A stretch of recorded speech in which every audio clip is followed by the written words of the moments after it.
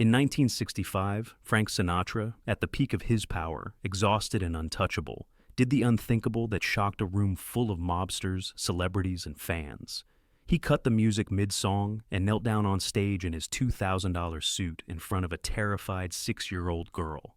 The entire Fontainebleau ballroom fell into a suffocating silence as the man who never broke character, who never showed weakness, abandoned his performance for a child frozen in fear. But what did he whisper to her in that moment that no one else could hear? And why did it change him forever? 30 minutes earlier, everything seemed under control. The stage lights at the Fontainebleau Hotel burn hot enough to melt makeup. It's February 1965, and Miami Beach shimmers like scattered diamonds under the Florida moon. Inside the Ronde ballroom, 1,500 people pack themselves into a space meant for 1,200. The air tastes of Chanel No. 5, Cuban cigars, and desperation. Everyone wanting to say they were here the night Frank Sinatra played the Fontainebleau. Frank stands center stage in a charcoal suit, cut so sharp it could draw blood. At 49, his hairline has retreated slightly, but his presence hasn't. The orchestra behind him, 17 pieces, the best money can buy, follows his every gesture like he's conducting life itself. He's halfway through "I've Got You Under My Skin," and his voice wraps around each note with that particular alchemy that made him a king. But tonight feels different. The crowd can't quite place it. Frank's jaw clenches between phrases. His fingers flex and unflex at his side. He's fighting a cold that's been threatening to cancel the show for 3 days, but canceling isn't in his vocabulary. Sam Giancana flew in from Chicago specifically to see him. Jilly's sitting front row with a table full of investors. Being Sinatra means never showing weakness. The ballroom is a who's who of American power in 1965. 2 senators sit near the front. The president of NBC occupies a prime spot. Scattered throughout, movie stars, industrial titans, men whose names appear in FBI files. Their wives drip with diamonds that catch the stage lights like small explosions. Waiters navigate the tables with military precision, bourbon and champagne flowing like prophecy. Frank pushes through the bridge, his voice slightly hoarse but still commanding enough to silence conversations 3 tables deep. His conductor, Bill Miller, watches him with the concern of a man who's seen Frank perform through heartbreak, hangovers, and hurricanes. Miller can see it in the way Frank grips the microphone stand, knuckles white against the chrome.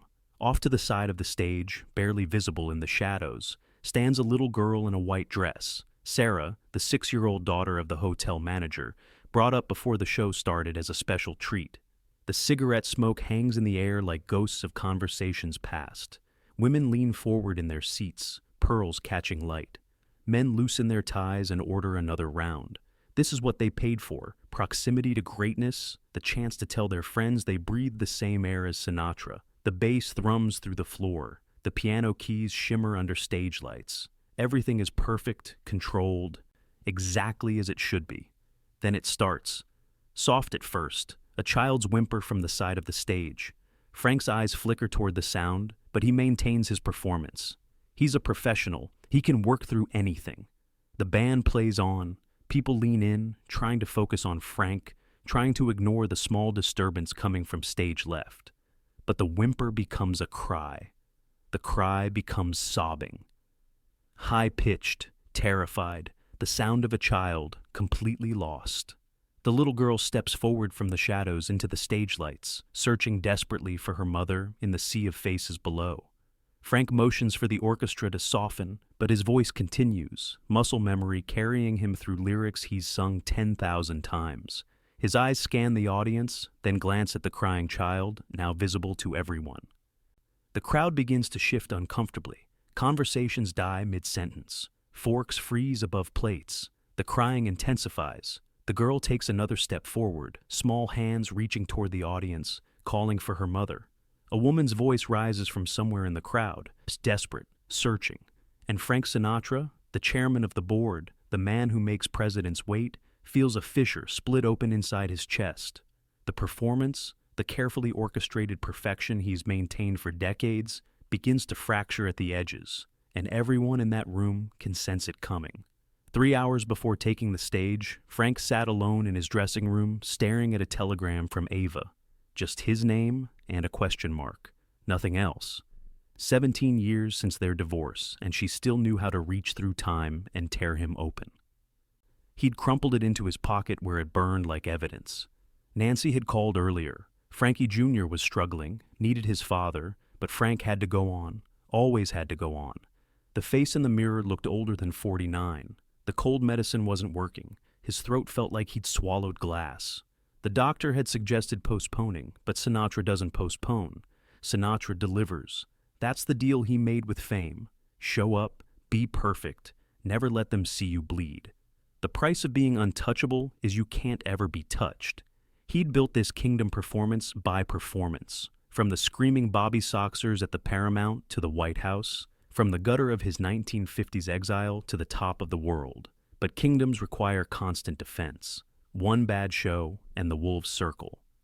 One sign of weakness, and they remember you're not really a king at all, just a skinny kid from Hoboken who learned to sing. Sam Giancana's presence tonight adds weight to everything. These aren't just fans, they're investors, allies, people who've placed bets on the Sinatra brand.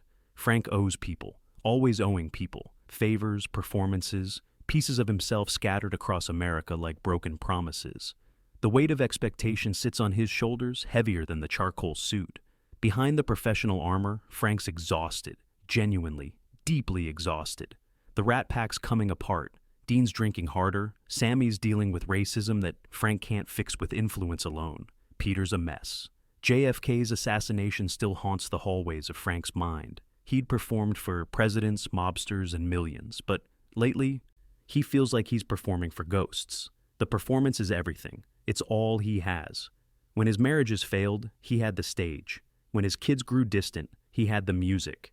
When the world called him washed up in the 50s, he clawed back with his voice. But what happens when the stage can't save him?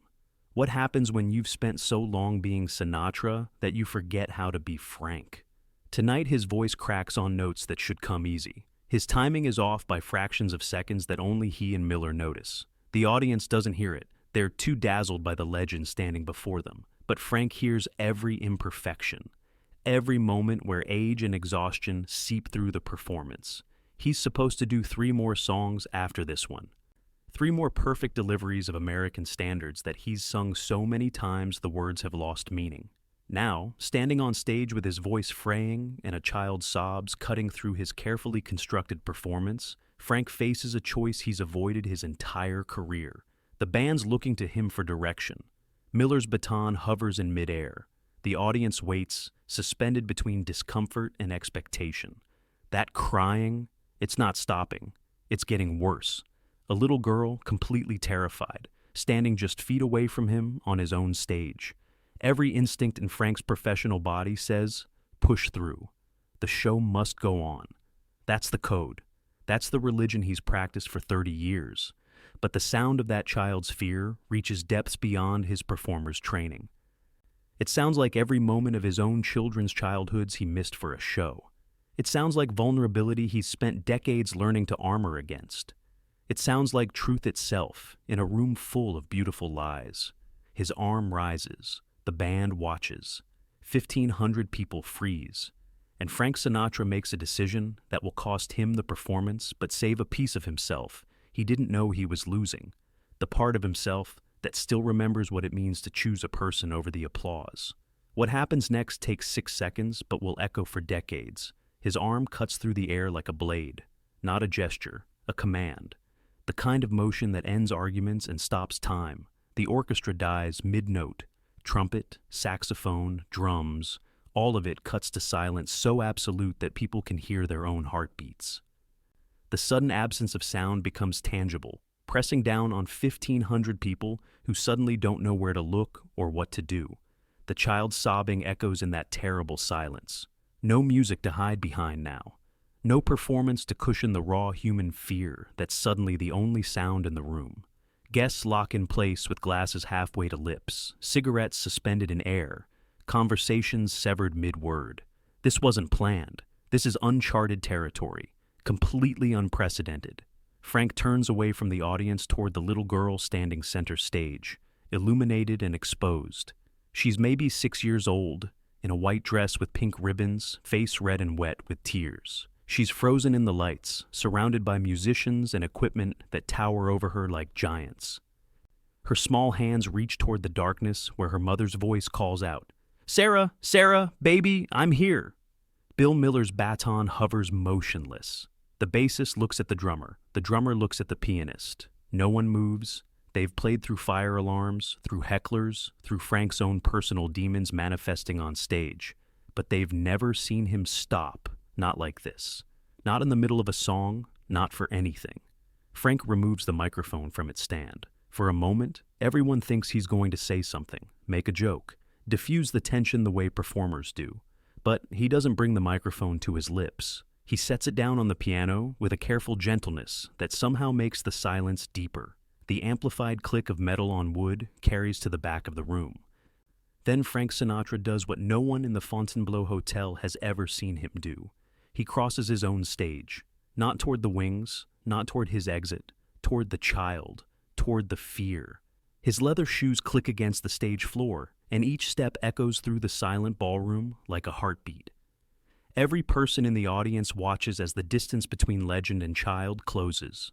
The little girl sees him coming, this tall stranger in a suit, and her sobbing hitches caught between fear and confusion.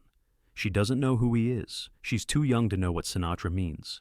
She just sees a man approaching through blinding lights while she's lost and terrified. Her mother's voice calls from somewhere in the darkness beyond the stage, but she can't see her, can't reach her. Frank stops just feet away from her. The stage lights catch both of them now in the same harsh glare, the king and the lost child, both trapped in the spotlight. 1,500 people watch in complete silence, holding their breath, waiting to see what happens next. Somewhere a glass sets down too hard and the clink carries like a gunshot. Frank's hands, which have held microphones and Oscars and the attention of millions, hang empty at his sides. And in that frozen moment, everyone watches to see what kind of man stands beneath the legend. Frank kneels. The movement is slow, deliberate, and the $2,000 charcoal suit creases against the ballroom floor without hesitation. He goes down until his eyes are level with the little girl's, until both their faces share the same pool of brightness. Up close, she's even smaller than he thought. Her cheeks are streaked with tears, and her breath comes in those stuttering gasps that children make when they've been crying too long. He doesn't reach for her, doesn't touch her, just kneels there at eye level and waits until her sobbing quiets enough for her to see him. Really see him. When her eyes finally focus on his face, Frank speaks. His voice is soft, so soft that even Bill Miller standing just feet away can't hear the words.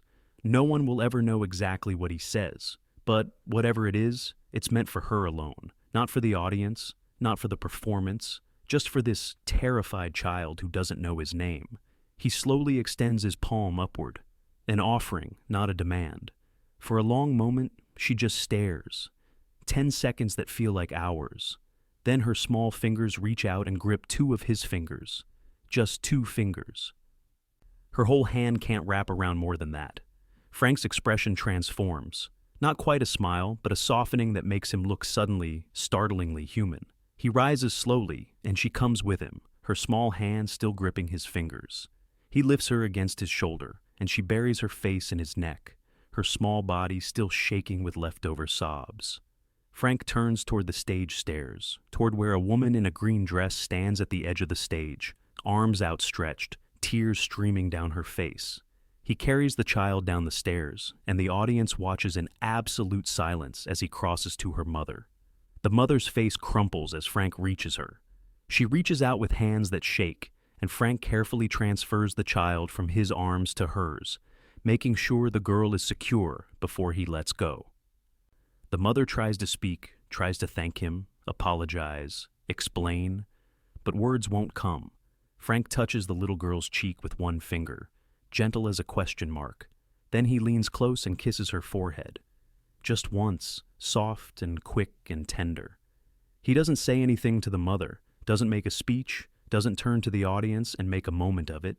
He simply straightens his jacket, runs a hand through his hair, and walks back toward the stage. The beam follows him.